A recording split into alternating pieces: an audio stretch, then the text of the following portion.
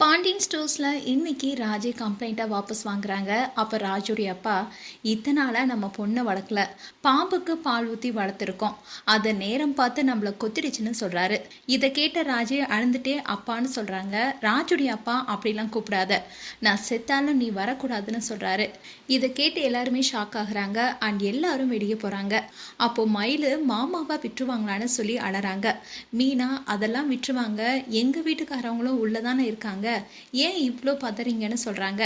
உடனே மயிலுடைய அம்மா, உனக்கு கல் நெஞ்சே பதறல, அதுக்கு ஏன் பொண்ணையும் சொல்வியான்னு சொல்கிறாங்க. பழனி, சரி சண்டை போடாதீங்கன்னு சொல்கிறாரு. அண்ட் 3 பேரும் வெளியே வராங்க. அப்போ சரணுடைய கையை பிடிச்சி மயில் ரொம்பவே அழறாங்க. மீனா செந்தில தொடுறாங்க. செந்தில் மீனா கிட்ட ஒன்றும் இல்லைன்னு சொல்கிறாரு. ராஜி அழுதுகிட்டே கதிரை பார்க்குறாங்க. கதிர் அழாதுன்னு தலையேற்றாரு. அண்ட் வீட்டுக்கு ஆட்டோவில் போகிறாங்க. அப்போ கதிர் ராஜியை பார்த்துட்டே வராரு. ராஜி ஃபீல் பண்ணி கதிரை பார்த்துட்டு வராங்க.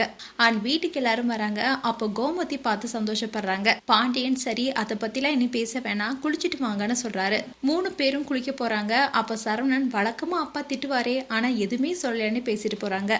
அண்ட் கோமதி எப்படி வெளியே வந்தாங்கன்னு கேட்க, ராஜி தான் எல்லாத்துக்கும் காரணம்னு சொல்றாங்க. கோமதி அப்படியான்னு ஷாக்கா கேட்குறாங்க.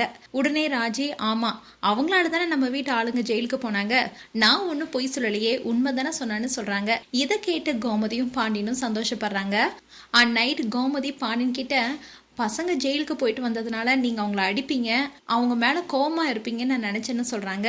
பாண்டியன், நான் ஏன் கோவப்படணும், என் பிள்ளைங்க எனக்கு ஒன்றுனா நிற்கிறாங்க, நான் சொந்தம் இல்லைன்னு நினச்சிட்டு இருந்தேன், ஆனால் பசங்களை நினச்சா எனக்கு சந்தோஷமாக இருக்குன்னு ரொம்ப பெருமையாக பேசுகிறாரு. இதுதான் இன்றைய எபிசோட வரப்போகுது.